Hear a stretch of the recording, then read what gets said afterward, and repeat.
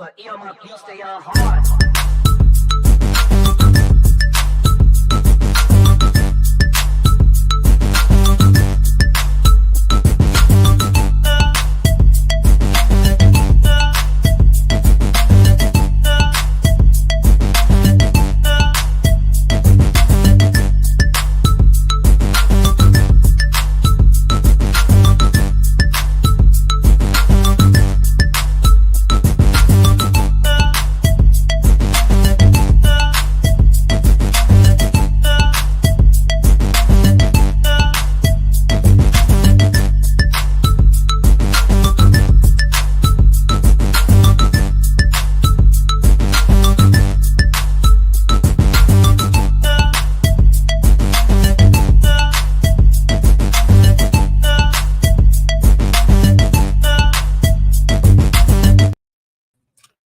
It's Sunday. It's the BCSN SportsWrap. This is AD, and that is not Brian. She looks a hell of a lot better than Brian does. Thank you. My partner, who's out on assignment today, but I know he's watching. So I want to start off by, she said I was rude a little bit earlier, so I want to get my hello out the way. First thing, Miss Keisha Kelly from Black College Experience. Thank Keisha, you. Thank you. how you doing, baby? I'm tired. I'm sleepy, but I'm fine. That's all right. That's all right. We're going to power through this.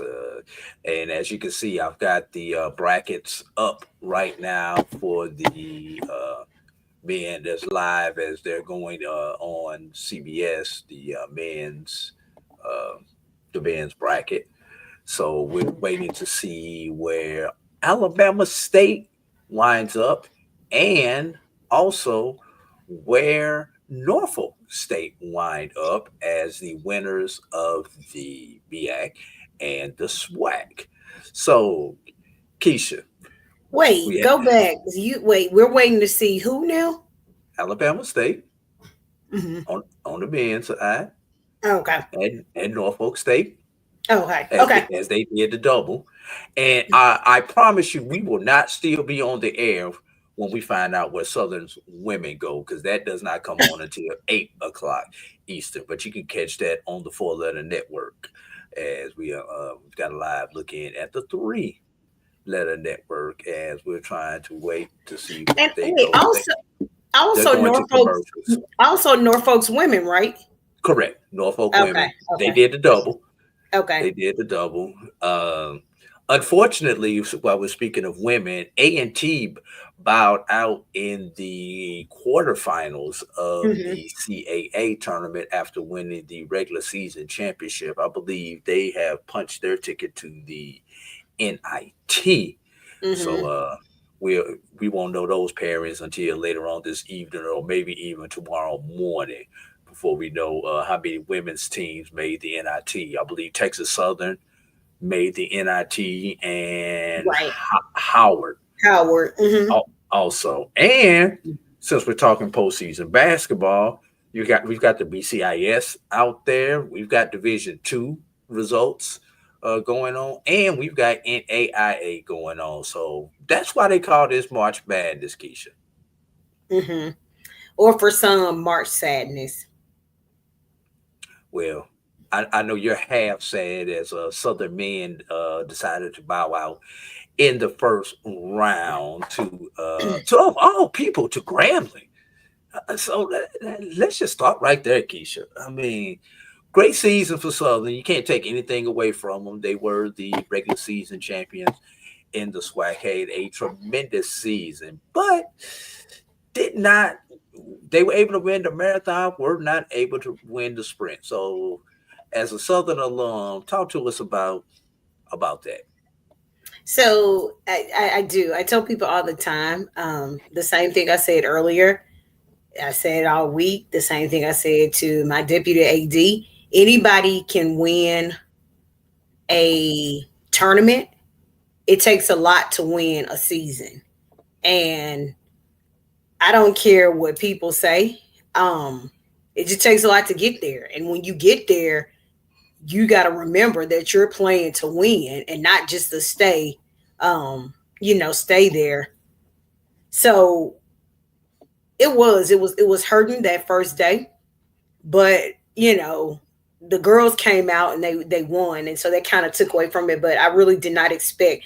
But looking at the history, talking about 6 years, I think they said 6 years that Southern has come in and done that same thing, going down the first round, and it's a lot.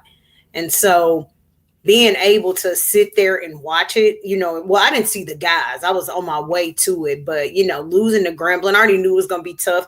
You playing a in-state rival. We know how tough it is to play Grambling. It's just like Bayou Classic. It's a tough thing when you're playing your rival.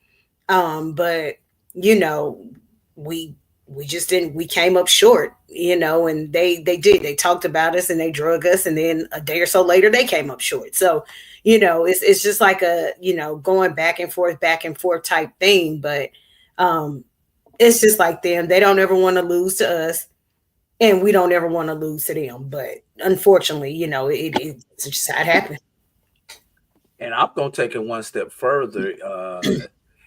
For me, it was kind of shocking because, let's see, we got a number 16 coming on the board. Let's see if, no, Alabama State is not going to the East region. So they are not in the South. They are not in the East. So they'll be in the Midwest or the West. As we take a look at the brackets, and I'll pull those down for right now. I'll wait till we get around to another bracket, and we have not seen Alabama State or Norfolk yet. Right? Would it be ironic if they play each other in the first four? I don't think they get to us, but you never know with these folks. Well, you remember one year did Texas Southern play North Carolina Central? Do you remember that? You talking some years ago, yeah. With that situation. So, but it would be interesting to see if they do that. I hope they don't. But then again, it would be our HBCU national championship game, for lack of a better word. Yeah. So, but anyway, going back to the Southern Grambling game, there was about 9 minutes to go in the second half, and I had a phone call. And for any of those, and also, if you happen to attend either the SWAC or the MEAC tournament this week, put a comment in the chat. Let us know that you was there supporting your team, supporting HBCU basketball in general. Just put something in there. Let us know that you was there. But I had to go take a phone call, and because of the acoustics in the gym, it was loud, especially with the bands playing during the timeouts and the DJs and everything else. So I had to step out. Yeah, I'm listening. Yeah. But I had to step outside to take the phone call. Right. And it was a little bit of a lengthy phone call. Mm-hmm. And I come back in. Enough time for you to after I found out that there was a 17-0 run. But yeah. The game's in overtime. I just knew the game was over. And Southern had won the game. So they did to find out how Grambling was able to come back. Shout out to Grambling though for having that never quit attitude that they have. So, but yeah. So we're gonna go deep. We're gonna go into the championship games. We're gonna talk about some of the first teamers, second teamers, get into a little bit of the numbers, some of the reactions. I know Keisha did a lot more post-game interviews than I was able to do. So let's start off with the men's championship game. In a closely contested final, Alabama State edged out Jackson State 60-56. Securing their first championship since 2010-2011. The game, as we know, was held in College Park at the Gateway Center Arena. So standout shooting performances for both teams. Alabama State, C.J. Hines led all scorers with 20 points, adding 3 steals, while teammate T.J. Bullock added 7 points and 12 rebounds, 3 steals, and 2 blocks. Jackson State Shannon Grant delivered an impressive 20 points and 9 rebounds. Deshaun Ruffin contributed 9 points. The Hornets defense was pivotal in holding Jackson State to count on 37% shooting from the field and limiting them to 29.4% from the arc. And as we know, we're waiting to see Alabama State's fate and where they are going to wind up. Any comments on the championship game there, Keisha? So starting here with Alabama State, Jackson State, I can't say I'm surprised. I had this conversation with several people. I don't really want to say it, but I'm gonna say it for some reason. Still, you're putting it on wax now. Be careful. You said what? You're putting it on wax, so be careful what you say. Putting it on max? On wax. Oh, so no, seriously. So I don't like, I'm just going to say it. I don't know. For some reason, people tend to think that women just don't know. I have been saying the same thing about Alabama State all season. Now, if one of y'all come and say, oh yeah, I knew Alabama State was going to win, they'll be like, yep, you said it. Nobody literally listened to me saying it about Alabama State until last night when Alabama State, I kept saying, pay attention to Alabama State. Why? Because I'm from Huntsville. I have watched Alabama State and Alabama A&M play my whole life. I know what kind of teams that they put out. I know what kind of teams they produce. I know when they can go on a run. I just know how they are. You also have teams that prepare strictly for tournaments. But I knew when people start fighting, it's just like the 1 point, like they got Southern twice back to back by 1 point. And it was really like, okay. And everyone's like, nah, and I was like, Alabama State is one of those teams that are going to come in and they're literally going to come into this tournament. They were predicted in the preseason, sixth seed. They came in as a fifth seed, or they predicted to go six. They came in as a fifth seed and then boom, they win the tournament. So surprised? Not really. Not really. I'll tell you, I do like what Jackson State does with Manziel and Grant under the rim. I do. The big bodies. I like the tall, big bodies as they're able to work that right under the rim. But championship game, it was really good. It came down to the wire. It's definitely a silence when you get down to those last couple of seconds. And you're down, because for most of the game, Jackson State held the lead. It's probably a lead change, no more than 3-4 times. And Jackson State held that lead. And so, you're talking about double digits for, like I said, you're looking at Grant, you're looking at double digits on what their stats are. And it just comes down to the last minutes. And, it's some calls there, people had questions on, but it was really, it was a great game. And Jackson State played a great game, but Alabama State, as my dad say, Jackson State just ran out of gas. They ran out of fuel, wasn't enough fuel left in the tank. And that's just what it was. Somebody had to lose. And unfortunately, in this case that it was, but it was a great game. There was a lot of people in there too. It's a lot of people at that game, but again, I'm from Huntsville. I've grown up around Alabama State, Alabama A&M, so I already know how they get aimed. Yeah. And you want to talk about a man-child, Shannon Grant Jr. In the paint. I mean, I honestly did not think Alabama State had an answer for Shannon Grant, but they were able to contain them. It was just that right. It's just that simple. And if we think about one pivotal call that wound up being the big difference in the ball game, with about 2 minutes to go in the game, the offensive basket interference call on Manziel.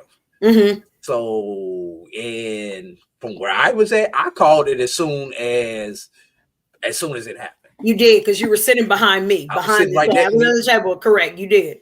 Yeah, I'm like that. I was like, he grabbed the rim, and I was like, you can't do that. And then they went to the monitor to verify it. Those 2 points that they took away were huge. Correct. Huge in the momentum of this particular ball game. And I mean, and again, it's, you're caught up in the moment. And I don't always think that these are like things that they're intended to do. Again, you got a big body up under the rim. So it's probably something, just so used to, but It is in those moments. Those two points are crucial. They are crucial, especially when you game that close. Beautiful live play coming out of a timeout, but right. Benzeo wound up having to grab the rim because the ball was just behind him, and there were two Alabama State defenders up under him. Correct. So you know, we were wondering, we were sitting there, we were looking at it, but it was what it was. Looks like we've got another bracket that they're getting ready to reveal. So we're going to go back to the screen while we continue this conversation. And let's see if we can see who's going to be playing. Looks like Houston is the first seed in the Midwest region. Let's see. The drama. No, they are not in the Midwest region. So interesting. Looks like Southern and Norfolk are going out west because they have not revealed the West region. That means you mean Alabama State? I mean Alabama State and Norfolk are going out west. That means they may be playing each other in the first round because 3 of the 16 seeds have been revealed. So we're gonna keep an eye on this one, y'all. Yeah. Anyway, a report attendance for the championship game 3,154. So very good atmosphere. Everybody was there, and the attendance, let's be honest, is about the same that it's been for a number of years, but in that smaller arena with that smaller footprint, it turned out to be a great atmosphere. Right. So any final thoughts on the men's side, Keisha, before we switch over to the women in the SWAC? I don't think so. I think it was very deserving, especially for Coach Madlock. You know, it was really deserving for Alabama State.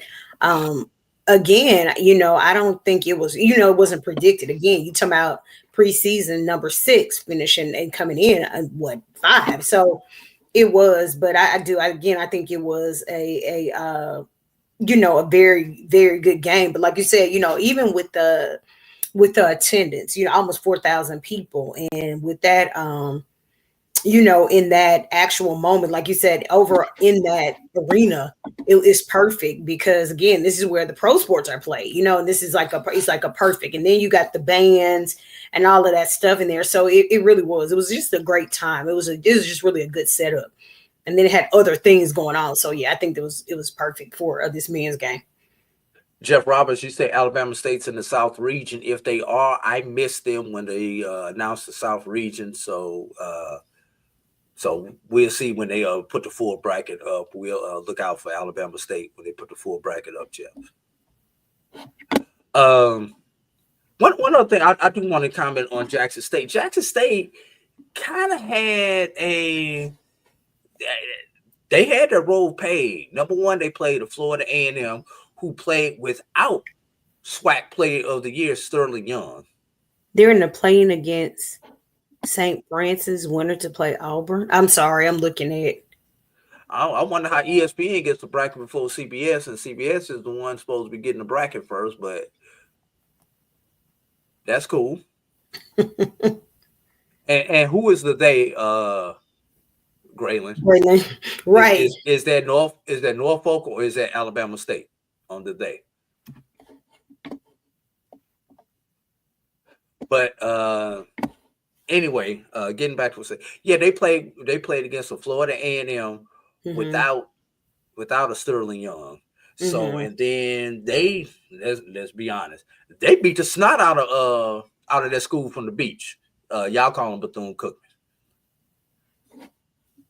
So Jackson State Alabama State is playing.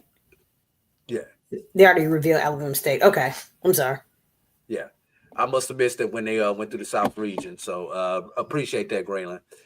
So Jackson State definitely had an opportunity to do something. They probably had a little bit of an easier road getting to the championship than the Hornets, who, quite frankly, when have we seen a SWAC tournament without Texas Southern or Prairie View in the championship game? I think that may be the first time in about 10 years that we haven't seen either one of those teams. I know it's the first time in 5 years Texas Southern has not competed for the championship.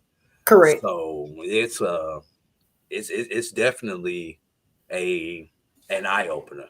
Let's move on to the women's side. Your Southern Jaguars, Keisha, claimed the SWAC women's title with a 66-44 win over Alcorn State Braves. Their defense was instrumental in forcing, count them, 17 turnovers and turning them into 24 points. Offensively, 28 bench points, including from Dakaya Sanders, Tania Lidge, and Sadaya Reed, each contributing 11 points. Jaguars defensively limit Alcorn State to 36% from the field. So, and let's be real, up until that championship game, the best player on the women's side was in purple and gold. And that was one Destiny Brown up until that championship game. And Southern did a great job in containing her. But Alcorn was playing with not one, but two hands tied behind their back, losing a young lady, I can't recall her name, in the first game due to a freak knee injury during the post-game celebration.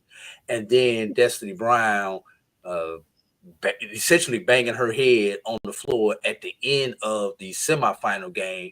She did clear concussion protocol, but she was not as effective as she had been the two previous games.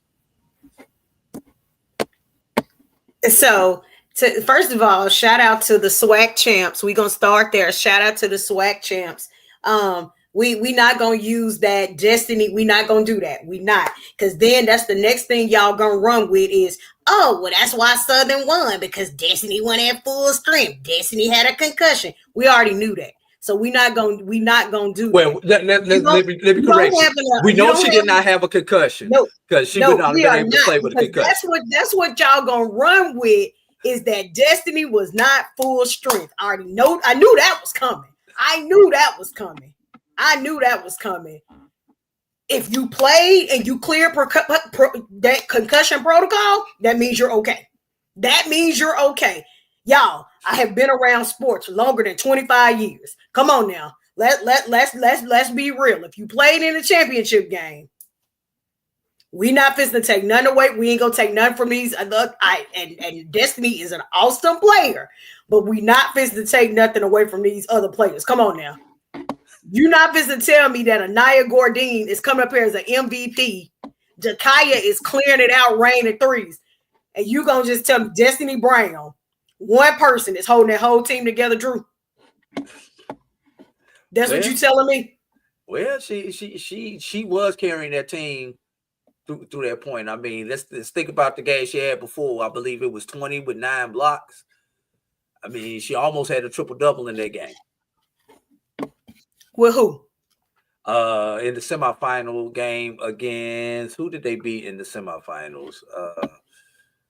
Now I'm drawing a blank. When Alcorn played, was it Texas Southern? Yeah, they played Texas Southern in the semifinal.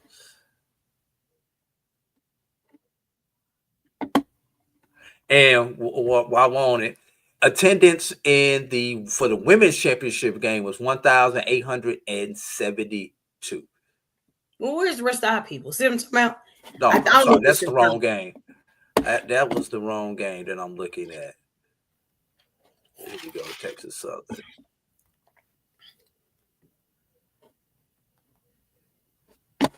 All right, go back to what you were saying, Keisha. I was like, where's the rest of the people? Why they ain't show up to the women's game? I just think women's basketball is just better. That's just my opinion, though. But in all seriousness, it was. We knew it was going to be. I did not. And I'm not going to lie. That first half, Destiny was on it. That first half, she really was on it. She was on it really heavy. You know, she really was. Alcorn was on it. And the thing that did, when I talked to Coach Carter, that was the main thing. She's like, we're going to try to start out. Of course, it's always start out fast and try to get ahead and stay up. But my concerns are always. And here we go, y'all. I'm sorry not to cut you off. Norfolk will be playing Florida in the West region, and they are a straight 16. No play-in for Norfolk State on the men's side. And that game is going to be in Raleigh, and it looks like they will be playing on Friday. Don't know the time yet on Friday, but they are going to.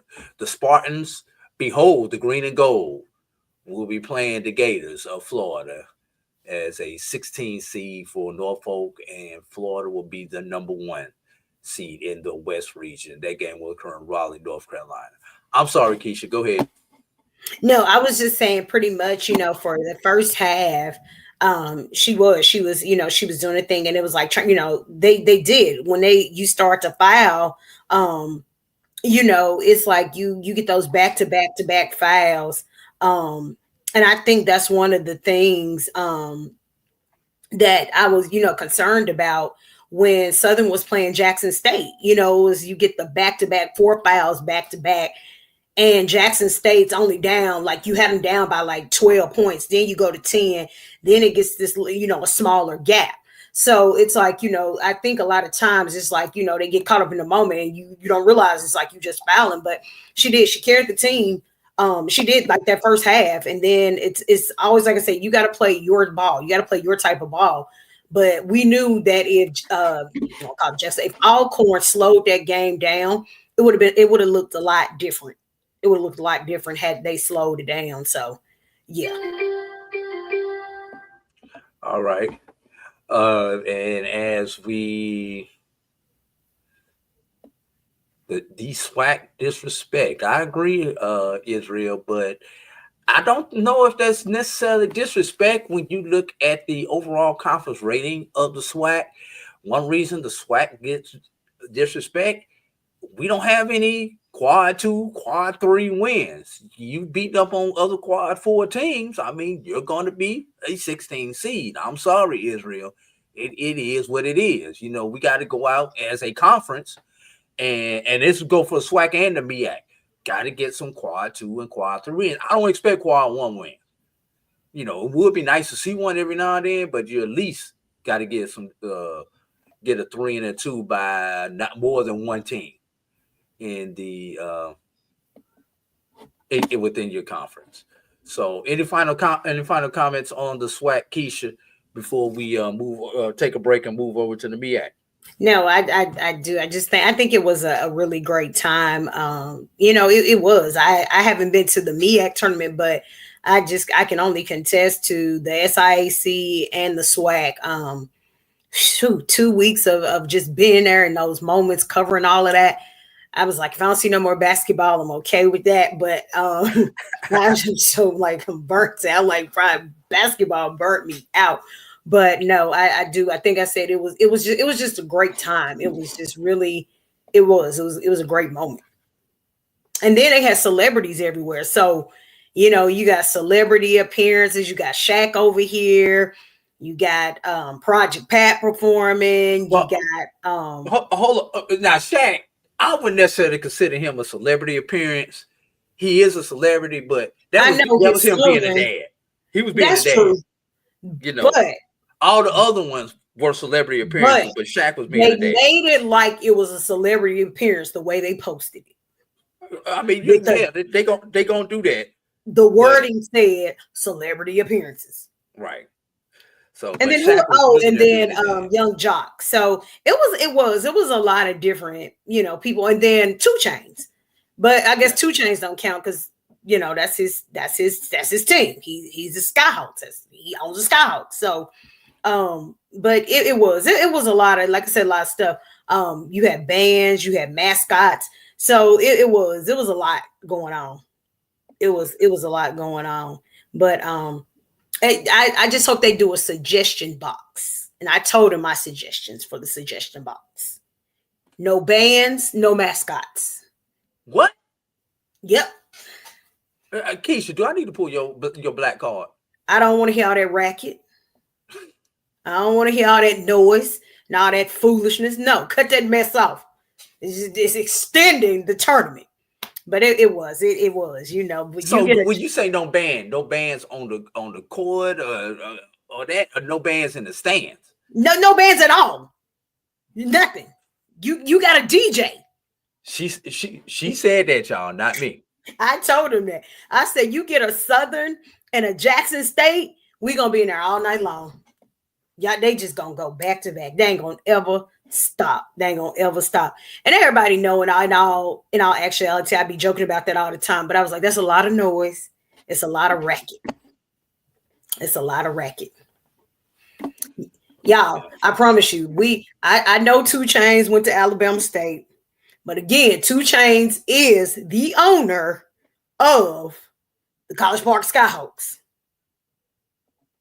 No bangings. Yeah. No mascots. You probably had more people show up at that arena this week than that showed up at the Skyhawks game all season. Absolutely. Oh, did I say that on wax? Let me get off of here before I say something that's gonna get us banned, Keisha, because I am trying to get my media credential for the Skyhawks. So we're gonna take a break. When we come back from the break, we're gonna move over to the Mid-Eastern Athletic Conference. Talk about them.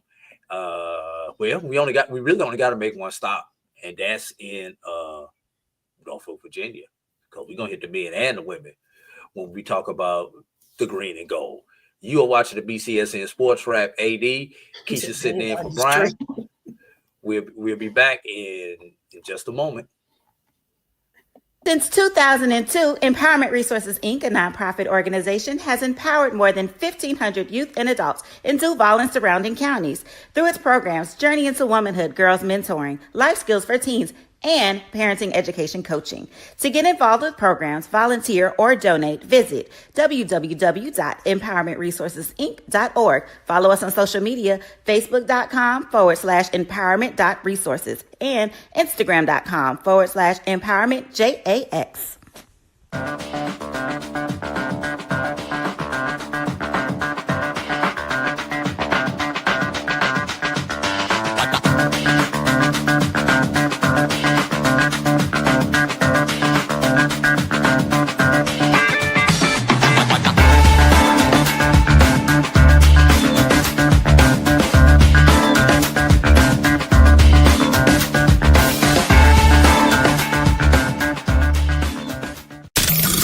The human voice has always connected audiences with experiences. Major brands all across America have trusted Kever's voice time and time again. Conversational, powerhouse, intelligent, and sincere. That's the voice you need for your creative marketing process. KEAVERSVOICE.com. Kever's Voice, Kever's Voice, KeversVoice.com. Always on, all the time. It's never too early to plant the seed, to share the tradition, and instill a sense of pride in your HBCU with your little ones. HBCU Pride and Joy Children's Boutique helps you share your school spirit with a wide selection of adorable kids' apparel and accessories officially licensed from your favorite HBCU. Visit hbcupridejoy.com and follow us on all social media at HBCU Pride Joy on Facebook and Twitter. When it comes to professional learning, teachers deserve better. From the leader in online learning, Stride brings you the Stride Professional Development Center, an on-demand library of mobile-friendly courses that gives teachers choice and flexibility, allowing them to learn anytime and anywhere. Our dynamic courses provide bite-sized learning and help educators advance their knowledge while also gaining professional development hours. It's time you take charge of your learning. Visit us today to get started.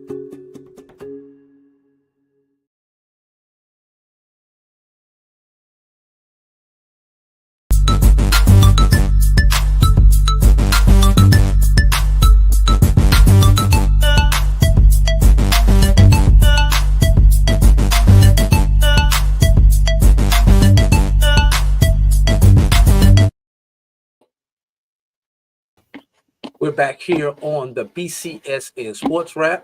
AD with Keisha Kelly sitting in for Brian. If you paid attention in the chats,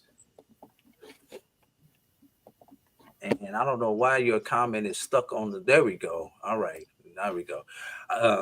If you pay attention to the chat during the break, I posted a comment stating that on YouTube that we need to join the survivor pool. If you click on the link in the YouTube chat, Brian has worked very hard to put this survivor pool together. And once you click on that link and join our survivor pool, I don't know what the prize will be, but we definitely want you to be a part of our survivor pool here on the BCSN SportsWrap. So with that being said, and I know Brian is watching, so Brian, if you can, please post that in the chat for me. For some reason, it's not letting me post it like I want to, so I can put it on the screen. So if you would, my brother, please post that so we can get that up.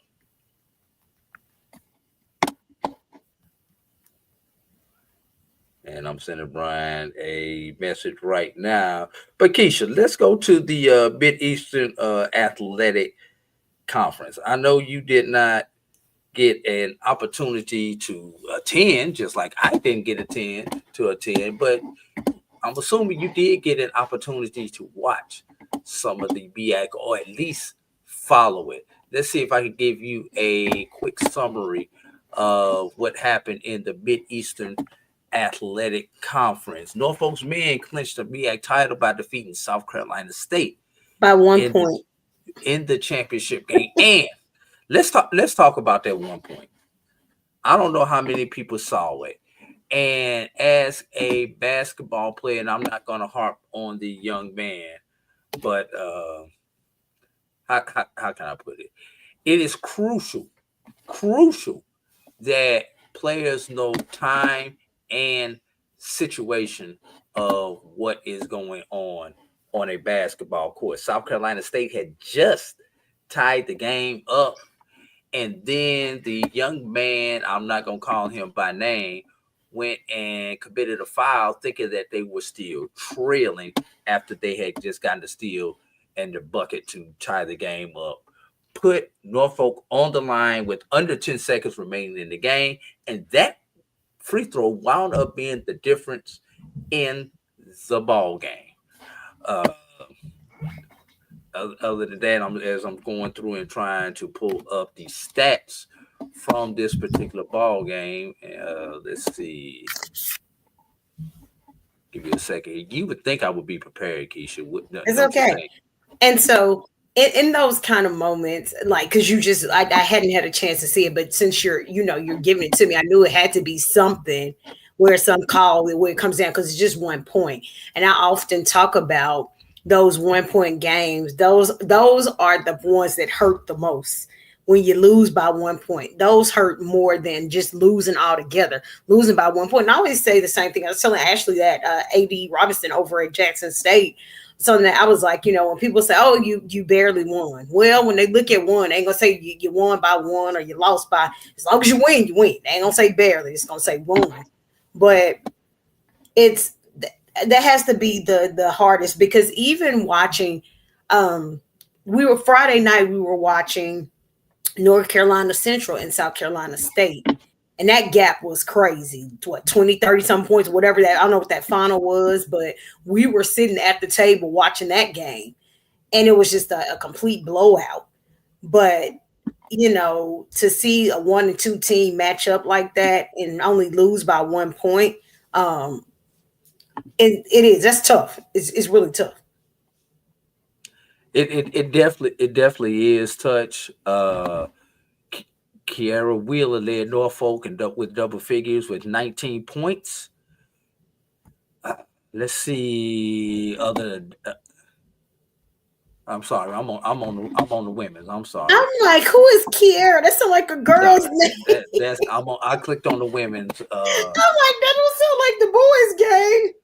I clicked on the women's tournament. My fault, everybody. My fault. Did I?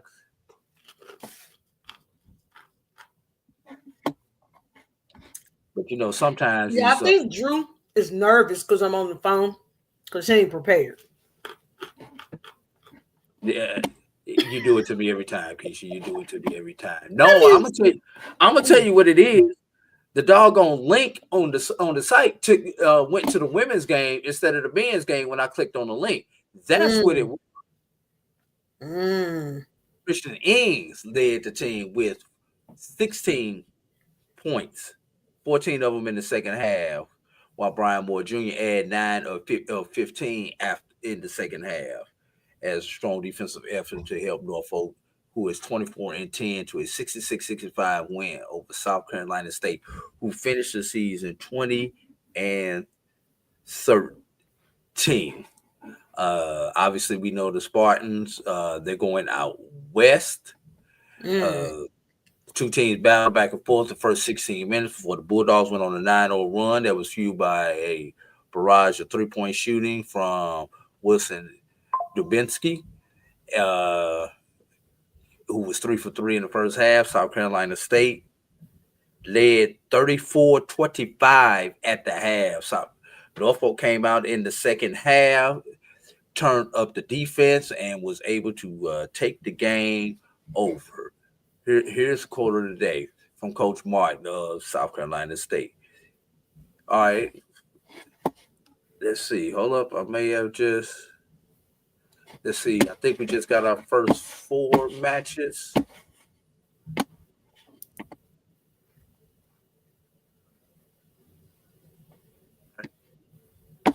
If I can go back, let me go back and see if I can get these first 4 matches.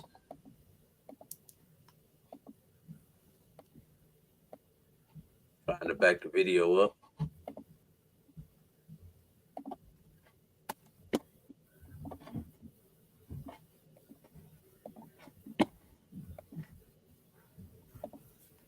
There it is, y'all. First 4. Alabama State plays Tuesday against St. Francis.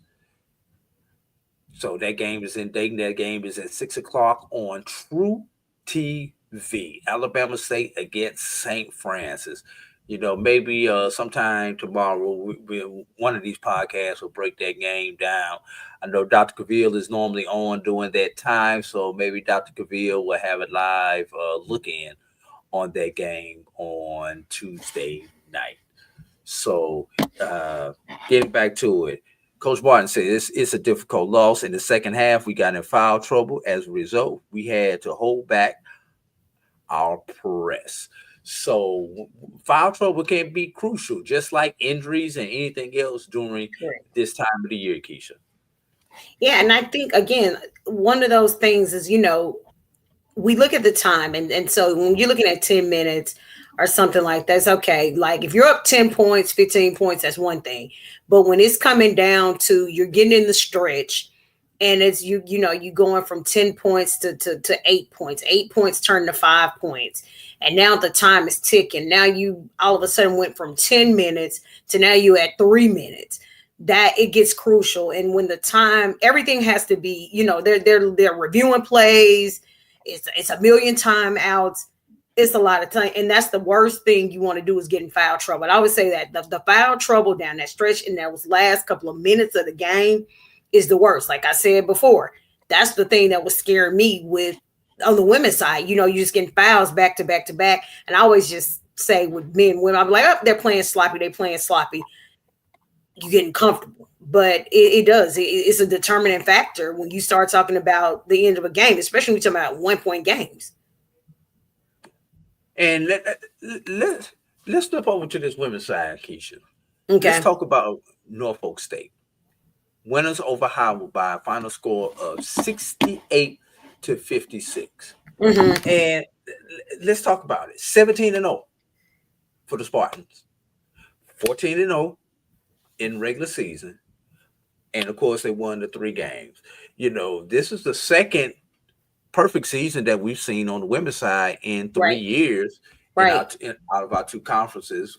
Obviously, with Jackson State doing it a couple of years ago, and they went 21-0 during that particular run. So, going over for Norfolk State, Kira Wheeler led Norfolk with double figure with 19 points and 8 rebounds.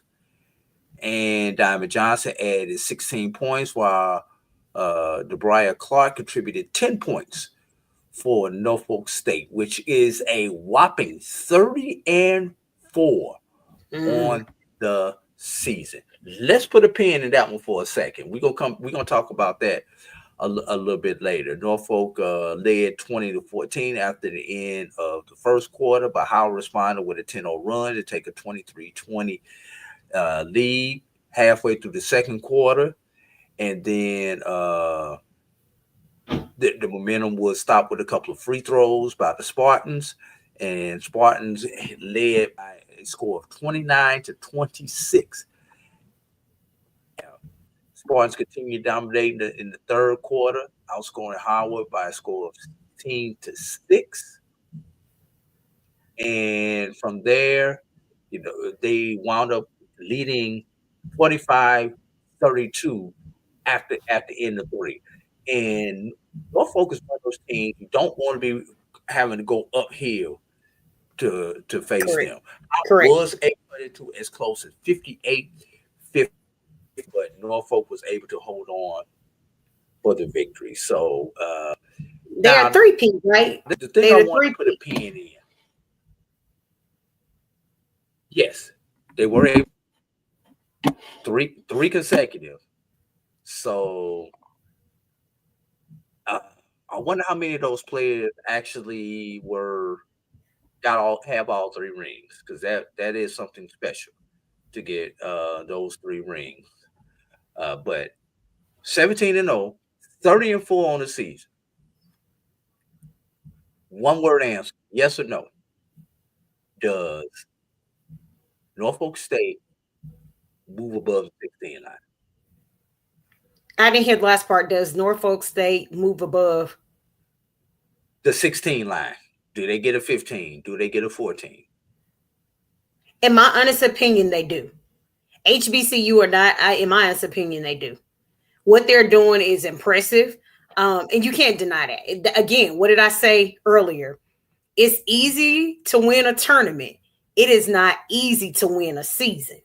And even more so, to go undefeated is even harder. So, in my opinion, yes, yes, that's my opinion. I think Brian said the link was somewhere. Oh, that's the link to our bracket contest. Our survivor pool contest. And I really wish Brian was able to chime in. I look better than Brian. No. You definitely look better than Brian. Hey, Brian. I went to school with Brian, so I've seen Brian in some bad states. That's all I'm gonna say. You definitely look better than Brian. That's all I'm gonna say. But I wish Brian had an opportunity to chime in and tell us more about it, because he told me about it. But I'm gonna be honest with you, I was in Turbot Bowl, but I do know that there's an opportunity. This is a survivor pool. This is a survivor pool, not a traditional bracket where you have to go through and pick all 64 teams and nobody ever get those right. No, you pick a team in the first round. If they lose, you're done. If they win, but you got to pick somebody else in the second round. Can't pick the same team twice. Okay, pretty cool. And Brian agrees with me. Yes, you look 1,000 times better. Thank you. Oh, but I really wish that I'm hoping, just like when Jackson State went 21-0 2 years ago, that Norfolk is able to get that 14, which gives them an opportunity to pick up a W with an upset, a more realistic chance than against somebody's number 16 seed. Agree. Yes. So anything else on the SWAC, on the MEAC tournament? No, I do. I've seen a lot of people complaining about, I guess more so location. Again, I haven't been at the MEAC, so I can't say what Norfolk does and does not offer, but I kind of read like the complaints and people that were actually out But when you get a team like Norfolk State, with Coach Jones, and then you got South Carolina State, that was like a prime matchup. I don't care where you were. That was just a great matchup. But just honest, I think Coach, he's doing a hell of a job with those guys too, the girls and the guys. Like Southern, that could have been us, guys. That could have been us. That could have been us. But no, seriously, I think that it really was. I think it's just really good thing with them. But no, nothing else for me, for the MEAC. All right. Before we move off of Division I, let's talk about the Lady Aggies of North Carolina A&T, who came up short, dropping to number 9 seeded William and Mary 74-66 in overtime on Friday in the quarterfinals of the Coastal Athletic Association Women's Basketball Championship. The good thing for A&T is the season is not over, as they got an invitation to the WNIT, and that selection show is coming on at 9:00 tonight on NCAA.org. So the Aggies dropped to 19-11.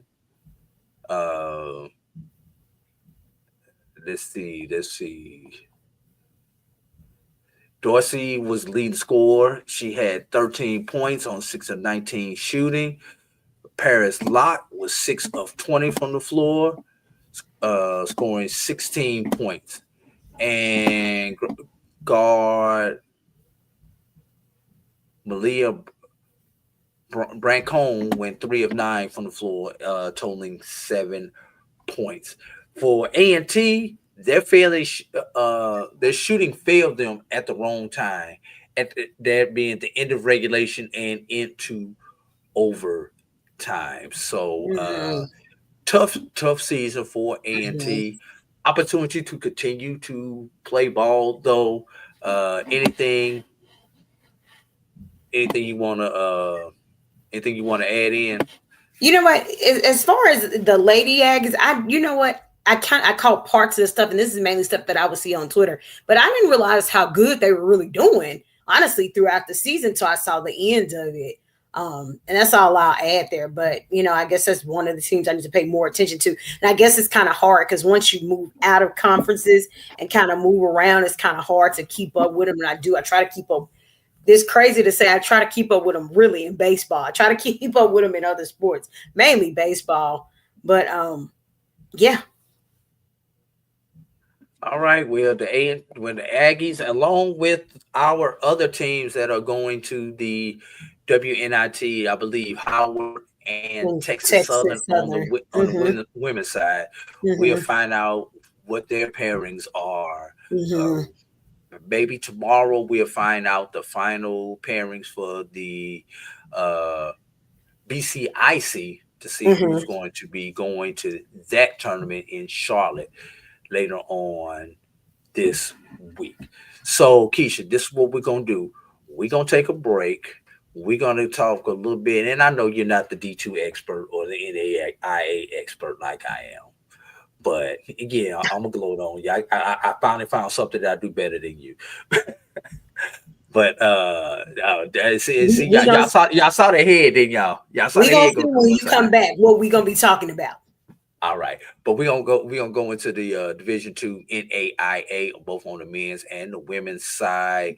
And then did anything else happen in HBCU sports besides basketball this week?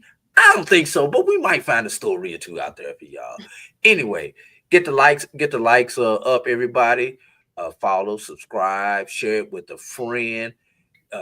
Make sure you join us, MyBCSN and the number 1 on all social media. So, Keisha, give me your handles while we get ready to go to this break, so you can get your likes and clicks up. Also, I'm of course, I'm really simple. I'm Black College Experience everywhere except for X. It's just Black College EXP, but everywhere else is Black College Experience or the Black College Experience, like on Facebook. But everywhere else, including you, it's always Black College Experience. All right. Y'all got 2 of us y'all got to follow today. BCSN Drew for me, BCSN SportsWrap, MyBCSN and the number 1, and BCE, Black College Experience. Let's help Keisha get her likes up. Let's make it worth her while for coming on this show tonight. We're going to take this break. We're going to come back. D2, NAIA. You are listening and watching the BCSN SportsWrap. Keisha sitting in for Brian. This is AD. We'll see you in 2. Since 2002, Empowerment Resources, Inc., a nonprofit organization, has empowered more than 1,500 youth and adults in Duval and surrounding counties. Through its programs, Journey into Womanhood, Girls Mentoring, Life Skills for Teens, and Parenting Education Coaching. To get involved with programs, volunteer, or donate, visit www.empowermentresourcesinc.org. Follow us on social media, facebook.com/empowerment.resources and instagram.com/empowermentJAX.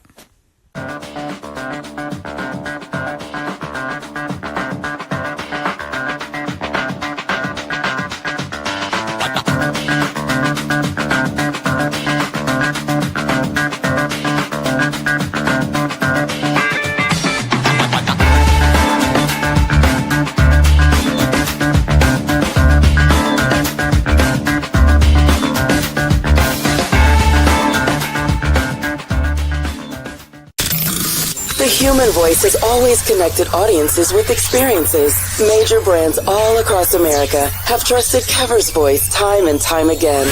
Conversational, powerhouse, intelligent, and sincere.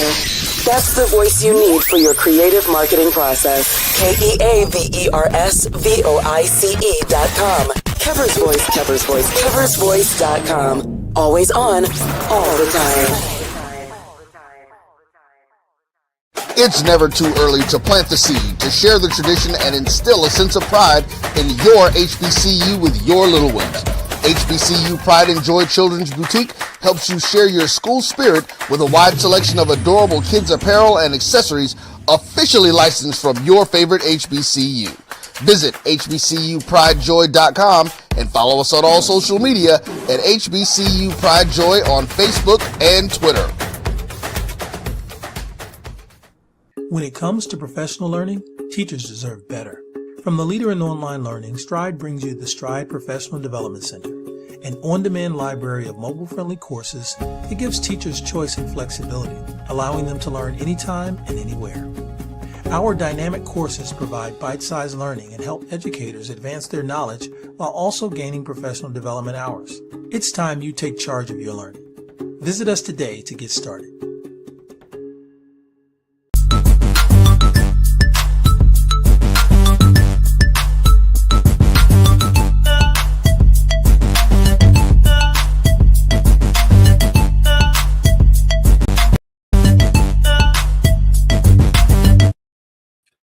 We're back here on the BCSN SportsWrap.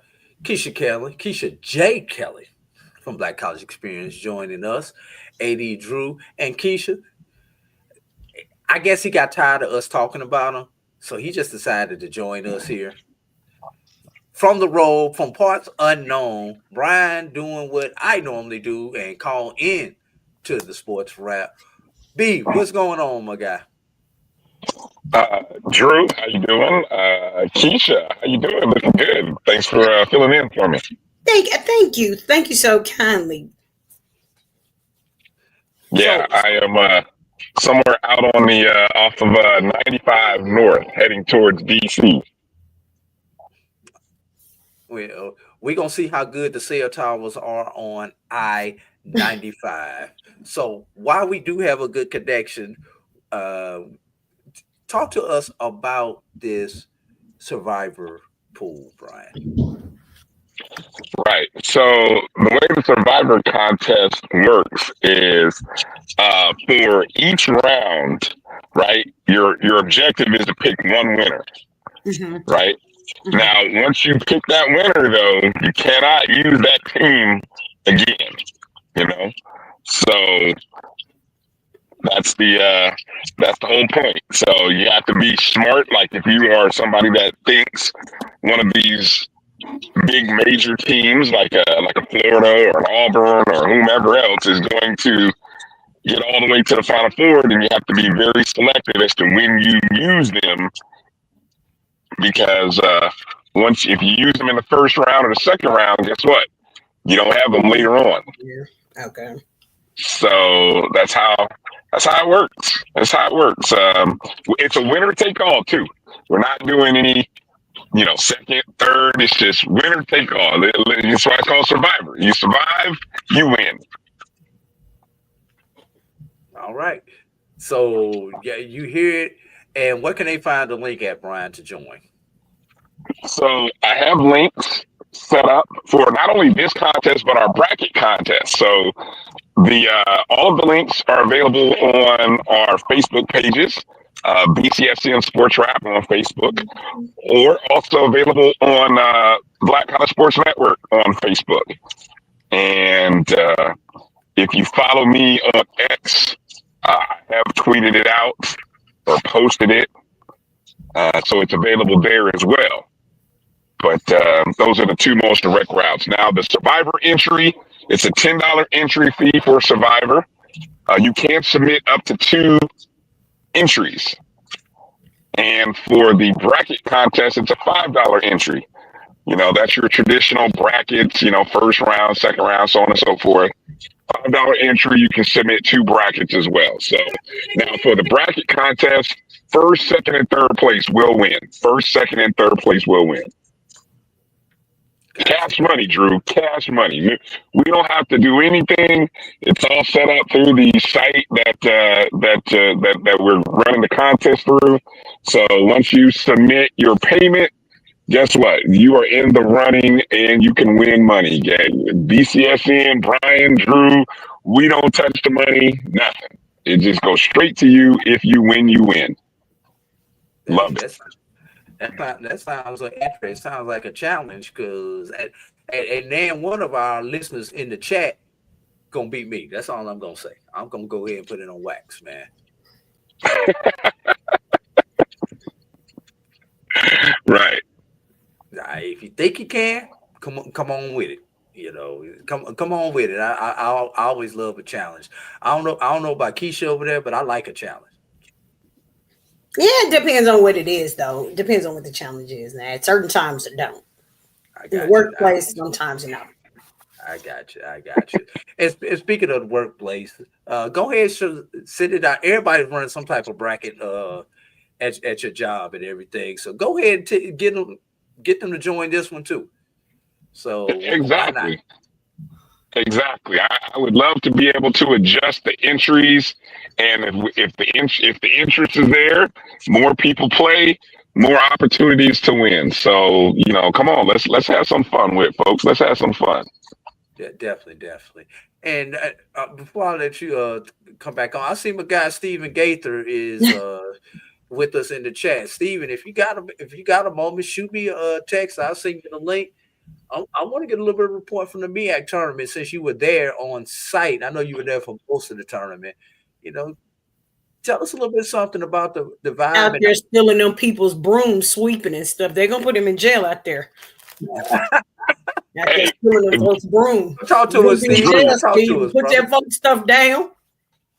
Hey, my thing is, when you guys get Steven on, if he comes on, you have to get Steven to talk about this whole, I'm just going to call it an X movement by folks on Twitter or X that all of a sudden want the MEAC moved out of Norfolk. What did I say, Drew? What did I say? That's what Drew and I were talking about. I was like, I saw people complaining about. Oh man, yeah, it's like, wait a minute, the doggone tournament has been in Norfolk for what now, a decade, and it's going to be there for another 3 years, and now all of a sudden, all we got people, the ex mafia, the ex influencers, everybody's on X talking about, oh, Norfolk sucks, this city sucks, blah blah blah. I'm like, no, what happened? What am I missing? So Brian, does Norfolk suck because Norfolk is always in the championship game, as in the Spartans? I do think there's a little bit of that. And let's think about it. Before the MEAC came to Norfolk, I mean, hell, way back in the day, the CIAA was in Norfolk before they went to Charlotte. Yes. So Norfolk is just like Championship City. Now, one thing I will say, the scope is an older arena. The scope is a little large for the MEAC tournament. So if that's your argument, I'll give you that argument, Brian. But I gotta hear some other stuff besides that, Brian. Well, I think one of the arguments I'm hearing is that something about the floor and, players slipping because, it is also served doubles as a hockey rink. I don't know. I feel like I watched the games over in the MEAC for good moments. I didn't see that much slipping, but again, I wasn't watching every game for every 40 minutes. So maybe I missed some moments, or maybe I didn't hear the complaints like everybody else. But that's one thing. And then I think the post game stuff is also, but then again, I'm not of the post game party crowd age anymore. I'm all about the action on the court, what's going on in the arena, maybe outside of the arena. That's the stuff that kind of tickles me. So are you talking about like the game or the experience? Exactly. I think the games and what goes on in the stadium is part of the experience. And I had this same conversation with somebody from Jackson State as well as somebody from Tennessee State. If we look at CIAA, for example, we know that it's always about the game. And for me, it's always about, I don't care what tournament it is, it's always about the game. And so what we have moved to is people trying to create experiences around it. We get it. You want to have a block party, you want to have all this stuff, and we get it. But you simply can't forget that the main thing is about the athletes. We're here for basketball. We're here for the student athletes. And so that has to be the draw. No matter where you are, that has to be the draw. That's what has to be marketed. The game has to be marketed no matter where you go. And I think a lot of times it's like people forget that's what it is. And so they created the experience as like a party. Like the parties are what people are doing. And I'm one of those. I'm the same way, Brian. I'm like, okay, well, I could care less about what's going on. I'm here for the basketball. I'm here for the game. And I mean, everybody has different experiences, but I'm like, I know what I'm there for. Yeah, and maybe I'm showing my age. Go ahead. That's okay. We won't hold it against you. My experience on games when I travel is at the hotel bar. That's about the most experience that I need after the game. That's my hotel. That's my party. At the bar, huh? At the hotel bar. And the reason I say that is because if there's a team hotel or a tournament hotel, that's where everybody gathers at, and that's where the conversations happen at. I'm not trying to go to the club and pay a $30 cover charge. No, I'm gonna sit here at the bar. Everybody's gonna come. We're gonna have conversation. I'm gonna get some good food, get an adult beverage or two, and that's my entertainment. And I'm going upstairs to my room. Don't have to worry about calling Uber, cab, or anything else, and let alone driving back to wherever I'm at. Well, y'all, I don't drink, so I don't have to worry about those things. Well, that makes one of us. What kid said I'm the good girl? I don't know if you was sitting there last night. He said I'm the good girl. Yeah. That's all right. Because we got a member of our team who don't really drink either, so we're not gonna call him out by name. Let me ask this, because Keisha, I know you have gone to SWAC basketball tournaments in previous locations. How do you compare Atlanta and the Gateway Center Arena compared to the previous location in Birmingham? So I think that, being that, well, two things. First of all I got to do is back out my driveway and drive like 20 minutes up the street. So that's always going to be a win. But, seriously, I think that the same thing Drew was saying earlier, it's a more intimate place. And so being that you have, this is like the melting pot, you have so many HBCUs and so many alumni associations here. I think the number was 39 that I heard. 39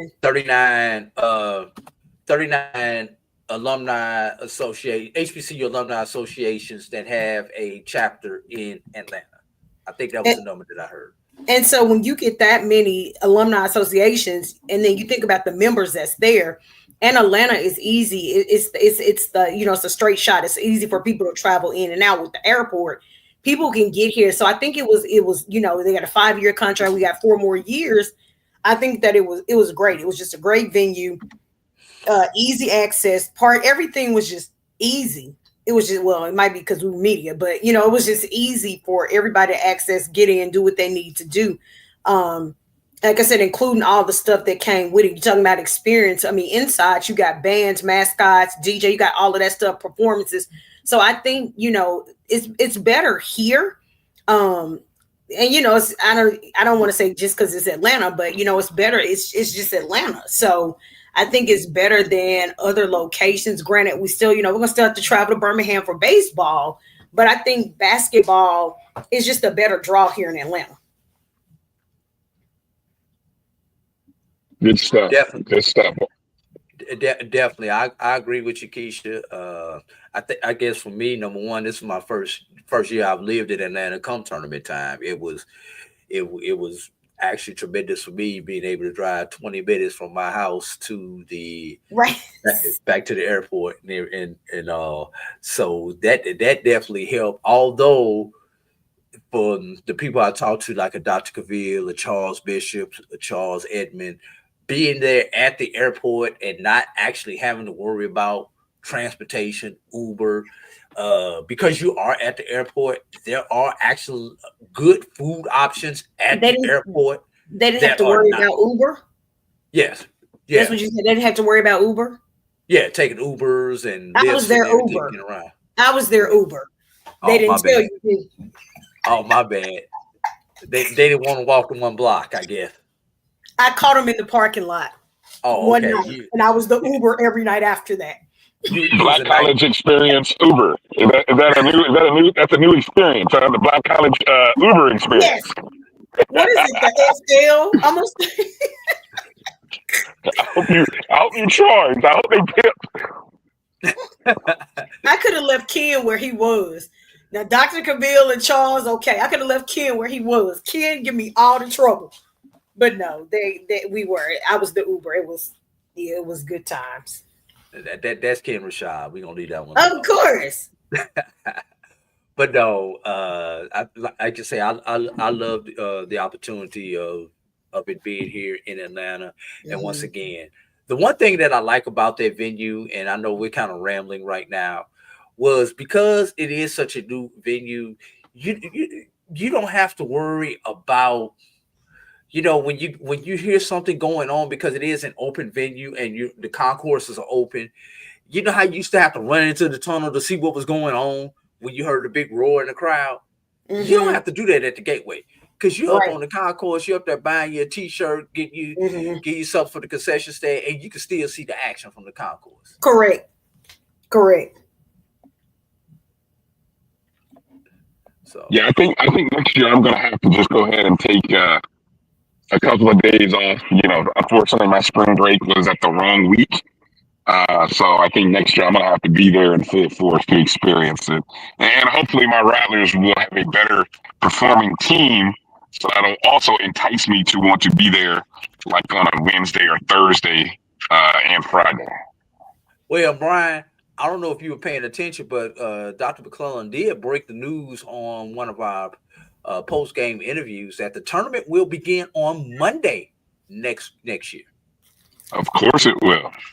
Which Brian, it looks like your spring break is going to be at that time. Yes.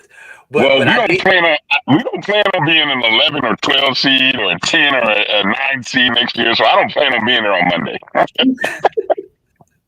But absolutely not. That did lead me to ask the follow-up question. There will have to be an adjustment to the SWAC schedule with teams playing on Monday, which means teams will be coming to town on Sunday. And traditionally, the season has ended the Saturday before. You cannot end that Saturday before and then expect everybody to be in Atlanta on Sunday. So we know we're not going to be playing the last Saturday of the season. Mm-hmm. Now, you need to end on Thursday. Does the season end on Thursday, or do they take that whole Thursday, Saturday series and move that to another point in time in the season, possibly start in December? Or do they just try to squeeze that game in at some other point in time during the season? It's going to be interesting to see what they take, what action they take on that. And while we're talking about it, will they continue, which I don't think they will, with the separation of the Thursday and Monday games between the men and the women? Like, look, I know Dr. McClellan watches our show, so if I may give some advice to Commissioner, because I know he looks to he looks to us and other great media folks for advice. I would love for the SWAC to move at least two games into December. So this is part of the suggestion box. Yes, suggestion box here. Suggestion box for a SWAC, right?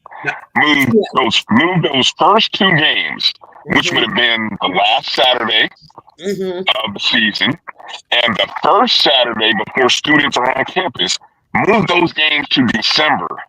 That way, you give students and fans an opportunity to be a part of the season and get excited about the rest of the season, which will then start up when the first full week when everybody's students are back. I think it would be a great resolution. Now, Brian, I have to be the yin to your yang. When are you going to play those games in December? Let's think about this now. Obviously, we know Thanksgiving week, everything that's going on Thanksgiving week. You're definitely not going to move conference basketball games over Thanksgiving week when nobody's there. Heck, you might as well keep them over the Christmas break if you're going to have games over the holiday break. But after the Thanksgiving break, you've got SWAC championship football game. Are you going to play conference basketball games the same Saturday that you have the SWAC championship SWAC championship football game? And Lord Jesus, as much as I'm saying it, there will be that team that has a home basketball game, a conference basketball game with their football team in the SWAC championship game, and they'll be hosting. I'm just here to tell you that's scenario number one. Okay, Brian, you don't want to go up against SWAC championship game. So you're going to go up against the Celebration Bowl, Brian? And what's the other big thing in the Celebration Bowl? You're dealing with finals, Brian. So you're talking Celebration Bowl, finals. Kids are already mentally checked out anyway at that point in time. So your idea sounds good in theory, Brian, but I need you to put some teeth behind it. What say you on that, my brother? And then Keisha, you can throw in your comments on that also. Okay, so let's see. I'm making sure my signal's still good because it went kind of bad for me. I'm the Thursday before the SWAC championship game. Yeah. My signal's not good. Oh, it's good now. Okay, I was going to say the Thursday before the SWAC championship game and the Tuesday following. So you're going to break up the travel partners then?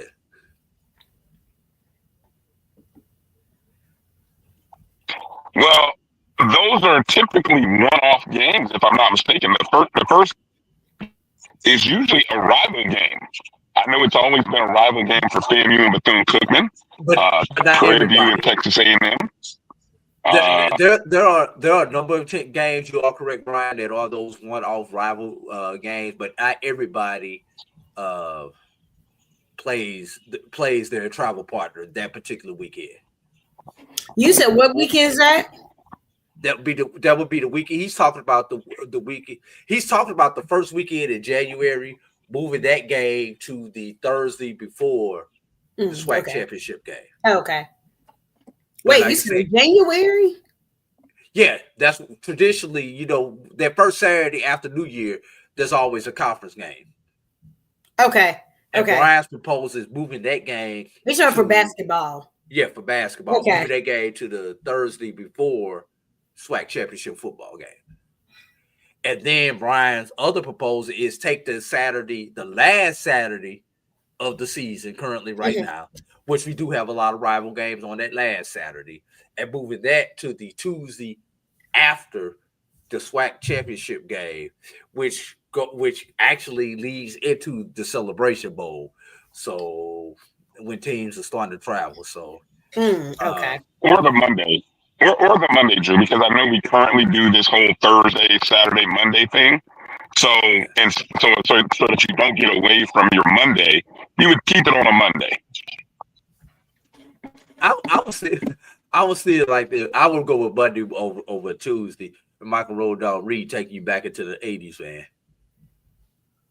Talking about you still on that Commodore 64, man.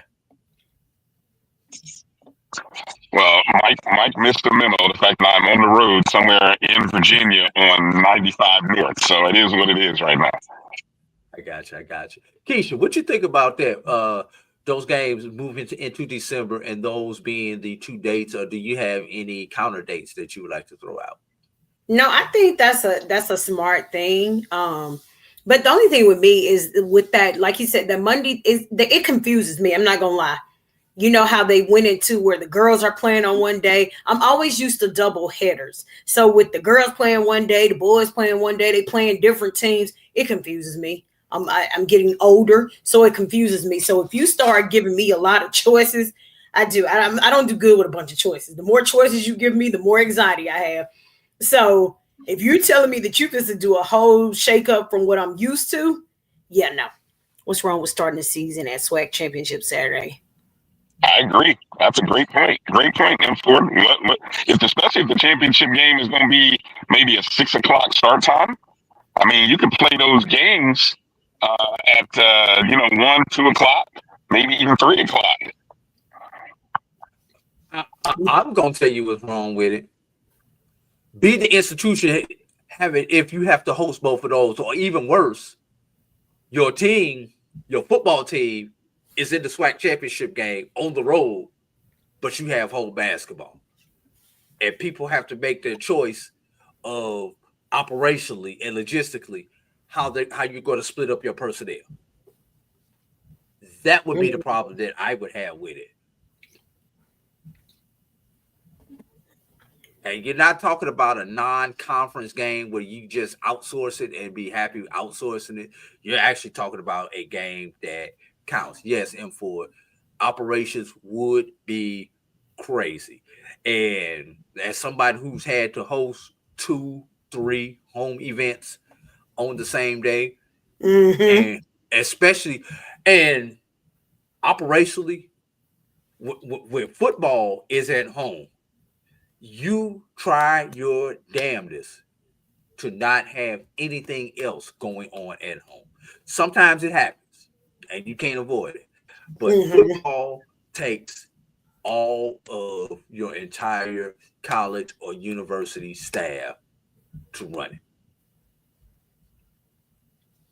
Yeah. And you will be physically worn out by the time you came and did a basketball game afterwards, or if you did that basketball game before. And it'll probably be a basketball game afterwards because that time of the year, you're probably going to have most of your football games at 1, 2 o'clock start because you're into December. So it sounds like the Thursday, Monday scenario would be the best option, huh? I would all the options. I would go for that before I would go for anything happening on Championship Saturday. Correct. I'm with y'all. Yeah, it is. I just think when you start putting too many things on one day, it's gonna pull something from another. Hey, can I ask a sidebar question here, Keisha? What is that shirt you're wearing? It's the SWAC champion shirt. I got the SWAC champ. I was a part of the team, so I did get a shirt last night. See, I'm thinking the conference made some swag available for people to buy. What a genius idea! Wow. No, they had no. the SWAC stuff. They had SWAC. They had SWAC stuff. I got a SWAC sweatshirt. But you want to look. Southern just won a championship. Alabama State won a championship. You want to be able to buy gear right on the spot. Correct. I agree. But then, Brian, they would have to make enough for every school. That's the thing. That's probably starts to get costly. But isn't your shirt a generic? I mean, it doesn't have Southern's logo on it, does it? It's just generic. It's everybody got the same shirt. Which my thing. So look, that's what I'm saying. You would, every Southern fan, every Alabama State fan would have walked out of that place with that very shirt with your team, because only one team is going to walk. Trust me, Jackson State folks, unfortunately, they can wear that shirt. No way, Alcorn State folks. Right, I'm gonna cut you off on that one. Membership has its privilege. As somebody who's won a conference championship, no, I do not want the fan having that T-shirt. They can have something else that says SWAC champion, MEAC champion, SIAC champion, CIAA champion, but that shirt is exclusive for me, for my blood, sweat, and tears. Or for Keisha. Give me a black version. Give me the black version of that shirt then. Give me the gray version of that very shirt. So the red one is for the team. Great. Give me the black or the white or the gray version. I'm gonna have to lean over there with Drew on this one. I'm gonna have to agree on that one, because now you open it up for, okay, well, this person participated. Well, this person was first runners up.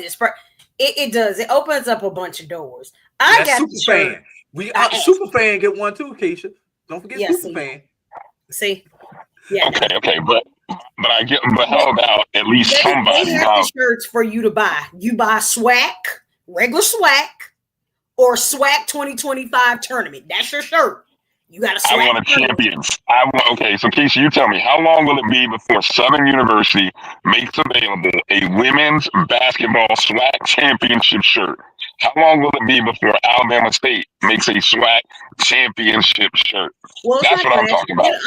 I'm pretty sure Anthony Lawrence is probably working on that. I mean, we got people that's strategic to athletics and vendors that's strategic to that. So I'm pretty sure. But again, they had SWAC shirts out there, Brian. You buy a SWAC shirt, you buy a SWAC tournament shirt for 2025. I mean, everybody's not a champion. Now you're giving people participation T-shirts now. Come on, we got to come on now. We're not in kindergarten. Okay. All right. Everybody can't get a T-shirt, Brian. Come on. Okay. I got a T-shirt. You mean I got a T-shirt? Okay, all right. I'm with you. I agree with you. I'm just thinking about the fans. I'm just trying to, I want fans to be able to get out there with something. They have vendors for you to buy your school gear. Nice stuff, but it wasn't gonna be this swag. It wasn't gonna be this shirt. I mean, however, yes, I got mine. I did get mine though. That's because you're Keisha J. Kelly from Black. Absolutely. We had pre-discussed this. I had discussed this with my coach ahead of time. If we win, meet me at the center of the floor with a T-shirt. We had discussed that. We had. I was serious about my shirt. Oh man. Anything else you want to get off your chest, Brian? Because I know you're traveling and we don't know how much longer we're gonna have you. And we have covered absolutely nothing that we were supposed to cover in this segment. So we're going to push the D2 and the NAIA. I apologize for hijacking that segment. Good, man. It was Brian because he called in. It's all good. Look, I appreciate it because, like I said, I didn't want to pub the bracket and survivor contest. And, he said we got a trophy saying regular season champions. Okay, so let me touch on that. Seriously, I don't understand why people act like being a regular season champion is a bad thing. And I'm gonna put this on wax as you said it. PWIs do it all the time, and we don't flinch. Now you got HBCUs doing it. Now everybody want to make a joke about it. It is hard to win a season. Anybody can get hot during tournament time and win a tournament. Everybody cannot win a season. Why do people not understand that? Where's the disconnect? I want somebody to make a shirt that say 2 dogs, 1 bone. And then who got it? That's what I want. That's the shirt that I want. Well, I want a shirt that says checkout times at 11. That's the shirt that I want. There's a meme on Facebook about it, and I think it's on Twitter and Instagram. You know, black people, we make some of everything. There's been a screen printed it. It'll be a shirt for football season. Hey, Alabama State don't have a shirt that says Tiger Killers. That's exactly what their shirt should read right there. Tiger Killers. They don't have one. 3 up, 3 down. Oh my goodness! Wow, they did beat all Tigers, didn't they? Yes, they did. Hey, Nick said, what is, hey, Keisha, you saw it. What did Nick call them? He said they out there killing Tigers like Carol Baskin. I saw that. They killed. That's what they were saying. They had all the Tigers. We had all the Mississippi teams. Yeah, that's exactly what they said. They took us, 3 times. Yep. Yeah, took them down like one by one. Roy out there. I'm telling you, somebody gonna make some shirts. Somebody's missing out on the opportunity. Hey, one last question before I'll let you get out of here and concentrate back on that role, Brian. How did your entertainment dollars do over the tournament? Your pizza money. How much pizza money did we do? We were doing well until the last 3 games on Saturday. Well, actually, I would say we actually did pretty well up until the second half of the day on Saturday. We had South Carolina State plus the 1, along with the under in the MEAC championship game. We had Norfolk State women minus 10.5. And then, I picked, sorry, Keisha, I picked Alcorn. I just thought Destiny Brown was on a magical run with Alcorn. But the Lady Jaguars, they snuffed that out real quick. I'm glad you're in the bed. Yeah. And then, of course, the one time that I do root for Jackson State, they go cold. They don't shoot the ball like they've been shooting the previous 2 days. So, hey, I'll take that loss with a smile on my face. like the OJs would say, right? Overall, it was good. Overall, it was good, Drew. It was good. I think it was good. So I'm looking forward to the tournament. Definitely looking forward to the tournament. Any last comments, Brian, before we take this last break and then we get these D2 and NAIA scores? No. Just want to encourage people to please join our contest. Go check our pages out on Facebook, BCSN SportsWrap or Black College Sports Network on Facebook.com. Survivor contest, $10 entry fee, winner take all. Bracket contest, $5 entry. First, second, third place winners. You can submit up to 2 entries on both contests. So please join us and have some fun during the tournament. Thanks again, Keisha. Good seeing you. Congratulations, Southern Lady Jaguars, and congratulations, Alabama State Hornets. And with that, we're going to take our final break of the day. I promise you we're going to talk about the D2 and the NAIA. And then I'm going to let Keisha get off this just in enough time so she can see where her beloved Lady Jaguars land at. Listen, I might fall asleep between them. Wait, it comes on top of the hour, Keisha. I promise you I'm going to get you out of here before the top of the hour. Brian's not captaining the ship, so we're going to stay on time, Brian. Yeah, I said it, Brian. And I'm mute your microphone. Wow. That hurt. Shots fired. Wow. All right, I'm out. Bye, guys. Love y'all. All right, bye. We'll be back in just a moment on the BCSN SportsWrap. Brian on the road. Keisha, AD.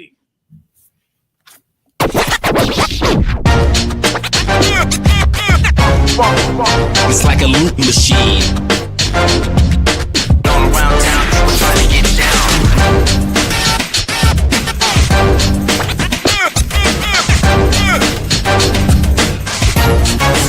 It's like a loop machine.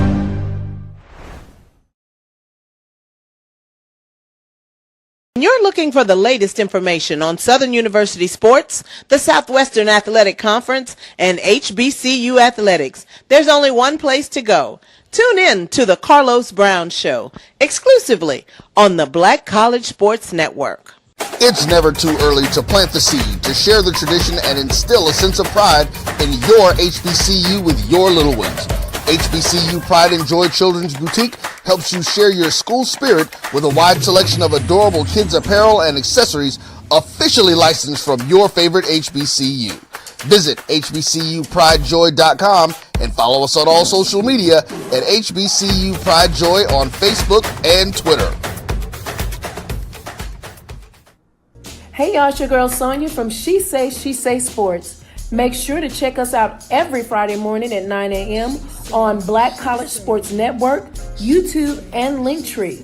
And please don't forget to subscribe to our YouTube page.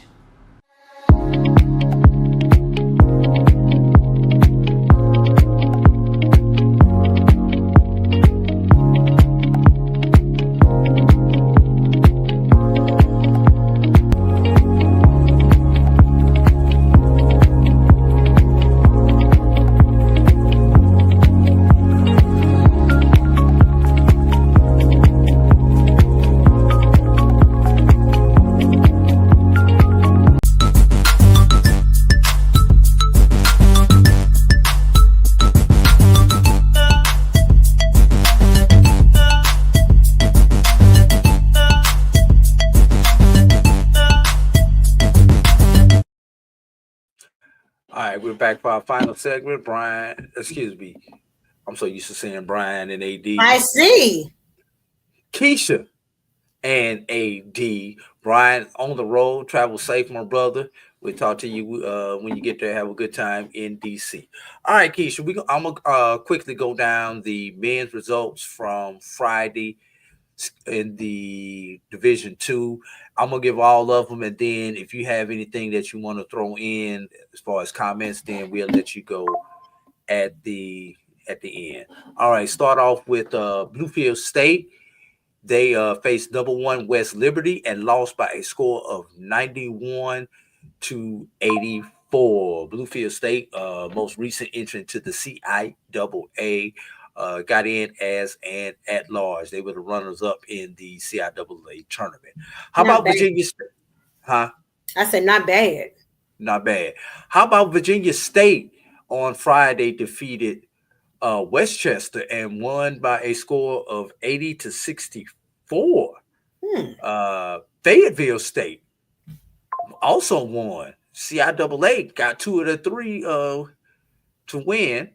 They won by a score of 74-67 in overtime. Leading the way for them was Isaiah Ray with 23 points and 11. And who did they play? They played Fairmont State. Okay. All right, Lincoln, Missouri. Yeah, the other Lincoln, everybody that y'all tend to forget about. The blue Lincoln, and white one. The Blue Tigers, to be specific, Keisha, from my home state, Jefferson City, Missouri. They faced Lake Superior State. And the Blue Tiger season came to an end as they lost by a score of 76-64. Keisha, this was their first tournament appearance since 1981. Where was some of y'all at in 1981? I would have been in like 3rd, 4th grade in 1981. So yeah. Let's see. So what month is this played in? Like March? I was almost. My birthday's December, so I was born in 80. So I was still a little tight. I was a little newborn. I was a couple of months old. You weren't even walking yet. I was I was a little tight. I was a newborn. You hadn't even cut a tooth yet at that point, Keisha. At all. Nope. And the final one on the men's side, Savannah State traveled down in Florida to face number 1 Nova Southeastern and lost by a score of 76-64, despite a strong effort by Javante Landy with 18 points. Keisha, anything stick out on those men's scores for you? You know what? I am proud of on the CIAA. I'm very proud on the CIAA side. Very proud. But I do, like I said, I love Javante Lundy. Really good kid. Really, and you know what's really surprising? None of these, they didn't lose by like blowout scores. So it's a matter of cleaning up things. Matter of what was it? Was it fouls? Was it injuries? It was really close scores. Really close scores. So things that they can clean up and I think fix and do better on another run. Well, Keisha, That was Friday. I got a blowout score for you from today. As we know, Virginia State advanced. They faced Gannon today. Well, Keisha, here's your blowout score. They lost by a score of 92-66 on today. So there's Okay. your blowout score. That's the blowout score. And also, Fayetteville State advanced. Right now, they are 14:51 left in the first half. They are tied with West Liberty, 13 each. That's number 1, West Liberty, and number 4, Fayetteville State. That Gannon Virginia State match was a 2-3 matchup for everybody. So we're down to one men's team left, that being the Broncos from Fayetteville State. So let's all put on our Broncos hat and root on the Broncos on the men's side. Let's go down some of these women's scores, Keisha. Let's start in my conference. I think I saw Miles. I saw Miles. Go ahead. I'm sorry. Yeah, the SIAC. Well, they did not do so hot. I just lost the score, but it was a lot to a little. Let's see, what did I do with the score from the women's game for Miles?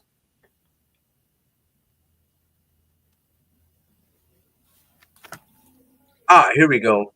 They lost the Union of Tennessee by a score of 107-69, Keisha. 107-69. I did see that. I saw it. Right. Your CIAA runner-up, Virginia State, lost to Edinburgh by a score of 80-68. And your CIAA champion, Fayetteville State, was defeated by Gannon by a score of 60-50. Anything stick out to you on those women's scores there, Keisha? So again, if you're talking about the Fayetteville State Gannon game, 60, that's a 10-point difference. That's a 10 point. We do that over in our conferences against each other, or sometimes we just we can blow each other out, and so that just tells me that we can compete on any level. That's the thing that it does. You're talking about some of these games are determined by what 13, 14, 10 between 10, 14 points. Versus, the blowouts. We see that, but 10, 14 points is a determining factor of who moves on. That, again, those are things that you can just clean up, and that just lets you know that we can compete on those levels no matter who it is. We have those bodies, we have those skills, we have those people that can actually compete. So that, like I said, that 10 point, that's just 10 points. It ain't like it was a whole 45, 50 points. And that's just what it is. Let's move over to the NAIA, Keisha. We're going to start on the men's side. We're going to go back to Friday, everybody. Langston of Oklahoma defeated St. Mary's by a score of 64-51, continuing on in the NAIA. And I've got to scroll through and find all these scores on the NAIA page. Dillard was succumbed by William Woods by a score of 110-62. William Wood out of Fulton, Missouri. Florida Memorial lost a nail biter to Friends of Kansas. They weren't their friends though. They defeated them 63-60. Oh, Xavier, the Gold Rush, was defeated by Ave Marie by a score of 88-84. Steelman succumbed to LSU Alexandria by a score of 83-76. So those are all you see what I'm saying? It's always around like 84-76 or 83-74. It's always around that. So you're looking at, like I said, between 10 to 14 points that people are losing by. It's not a blowout. Definitely, Keisha. So that means that Langston advanced and they won today. Why not? All right, here's the score. Langston will be going on to Kansas City as they defeated Central Baptist by a score of 81-76. So that's 2 years in a row for why am I drawing a blank? Chris Wright over at Langston, and that's actually 3 consecutive trips to Kansas City, with the first one being at Talladega with a runner-up, and then with Langston also there in the championship game. So shout out to Coach Chris Wright over at Langston. Leading the way for Langston was Cameron Bryce with 21 points, Mario McKinney with 16 points, Joshua Smith with 10 points, and coming off the bench, Darius Hughes with 11 points there for your Langston Lions. So Langston will be moving on to Kansas City. So we do have one small school that we still have to root for on the NAIA level. Let's go to Friday scores on the women's side. Stillman defeated Rio Grande 83-79. Excuse me, it's Rio Grande. That's how they say it. 83-79. Moving on down the line.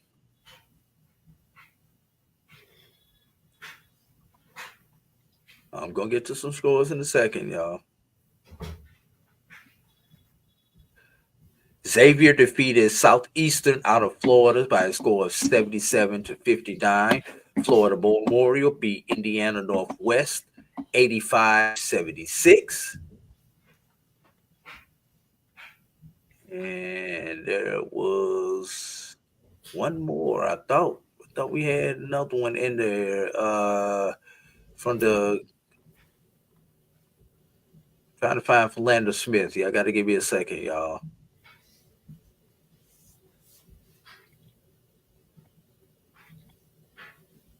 To find the Philander Smith score. I do know that they lost.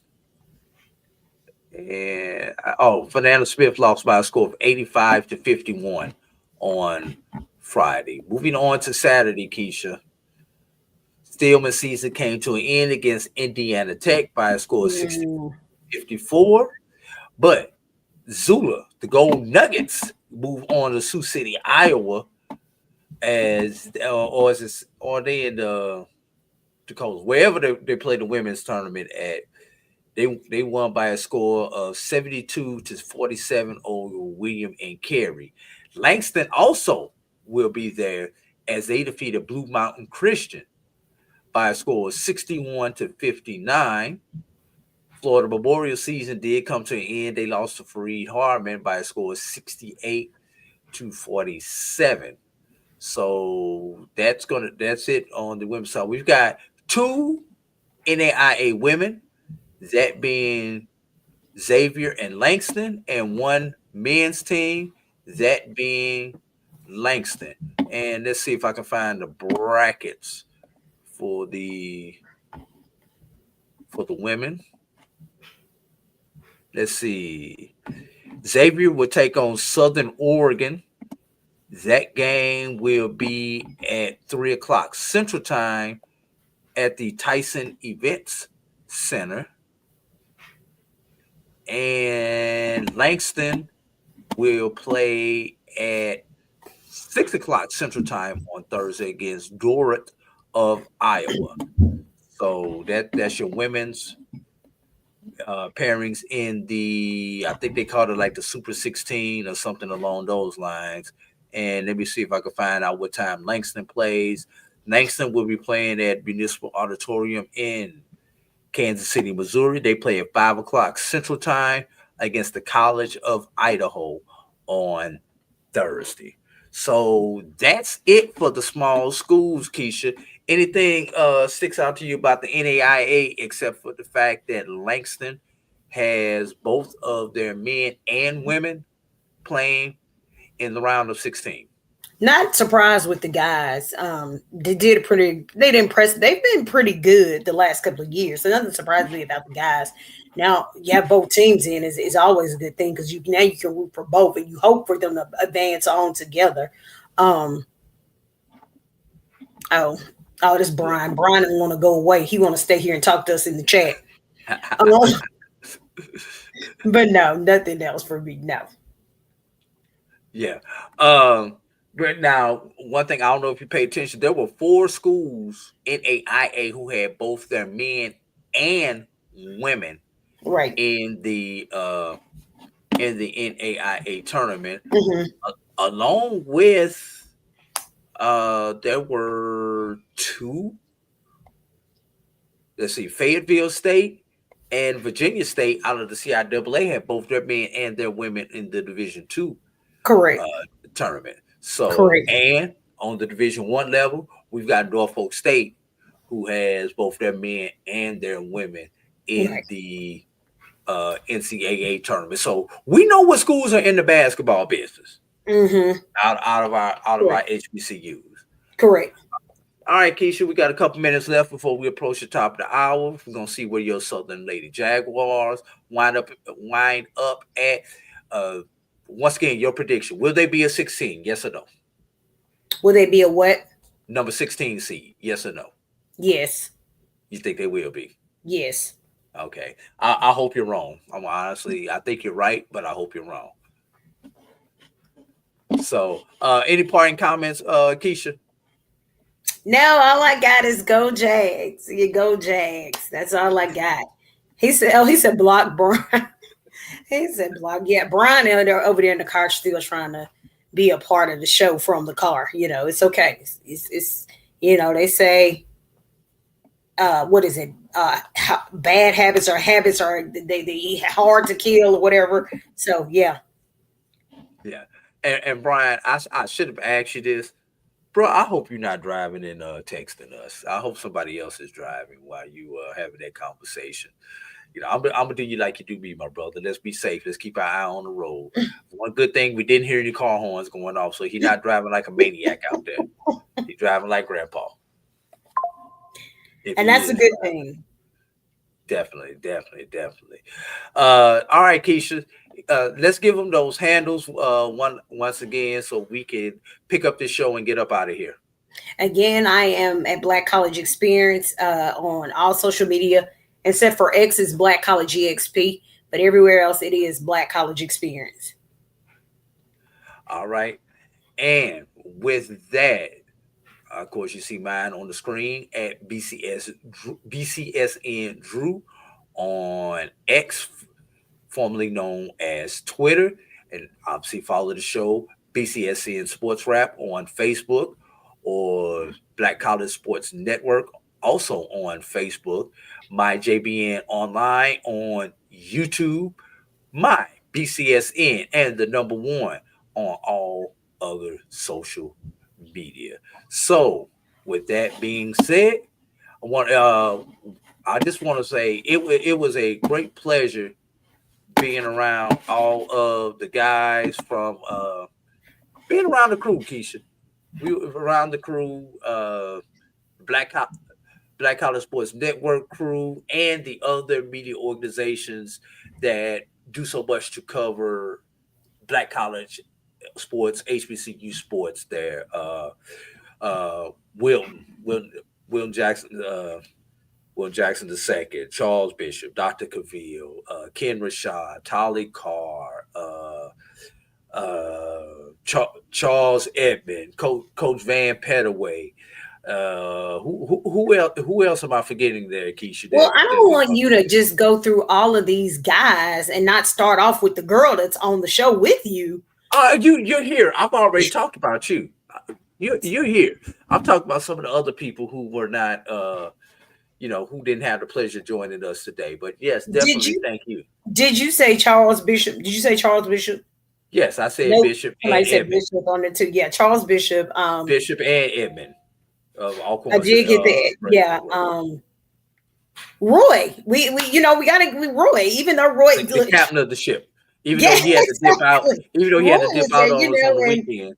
Yeah. So it was.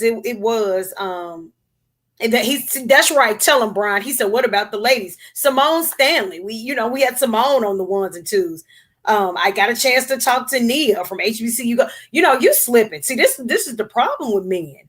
This is the problem with y'all. Y'all see this. All y'all see is men. Y'all do a better job, Drew. See, if I would have been talking about the women, then you'd have been talking about I was being sexist. So I'm gonna leave that up to you, Keisha. No, you didn't name not one woman. That was my excuse, and I'm gonna stick to it, Keisha. Okay. Okay. Hey, but who did I ask to come on the show with me? you asked me, but Exactly. Brian is here calling in and talking to us. So Brian, I don't know. He said, "Get him, Keisha C." See, Brian, you don't have to live here in Atlanta with Keisha. I do. So I got to keep her on my good side, my brother. I got to keep her on my good side. You know who else I got a chance to talk to, who I'm very, very fond of? Rob J from Jackson State. Very much fond of Rob J. Jamie Horton. Very fond of Rob J. Of course, I get to see my SI. When I get to see my SIDs and anybody in my athletic department, I'm always happy. But I do. Me and Rob J we're like the same people. We're just two different sects. We're the same people. If y'all can figure that out, yeah. And shout out to Chatterbox from Texas Southern also. They got a chance to bump into him. And you mentioned all the sports information professionals, directors of athletic communications, whatever their titles are. We know what their job function is. Shout out to all of them for pushing the buttons and keeping everything coordinated with all the people here. I heard you mention Coach Pettaway. And I'm gonna date myself. At 44, I still remember Coach Pettaway coaching Alabama A&M's team, and I was a kid. I had to be.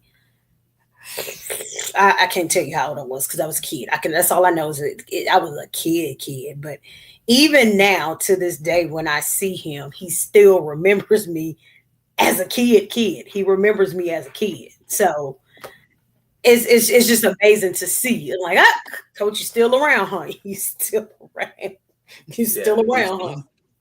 He's still around. And I joke with Coach Pettaway when I bumped into him. I was like, Coach, can I tell you a secret? It's like, what's that, Drew? I was like, all my years of coaching, when we play Alabama A&M, I never put one on you. I never beat you as an assistant coach. Who, me? Yeah. I was at Tuskegee all those years. We never beat A&M during my years at Tuskegee. Yeah. So it is what it is. So he has that one thing up on me right now. So I need to get back in for one more game, and I get on somebody's bench for one more game just so I can get that one last chance. Great job there, Coach Pettaway on the SWAC radio side. So we've rambled on long enough, Keisha. So let me let you get out of here. We're waiting on the Southern announcement. So. I've been looking up to Coach Pettaway. I've been looking up to Coach Pettaway at minimum 20. I'm gonna say at minimum 25. So it's been longer than 25 years, but it's at minimum 25 years. Coach Pettaway, yeah, at minimum, and that's switching. That's going through 3 gyms. That's switching like 3 gyms because A&M had several gyms, so that's switching gyms. And that's, like I said, that's dating myself.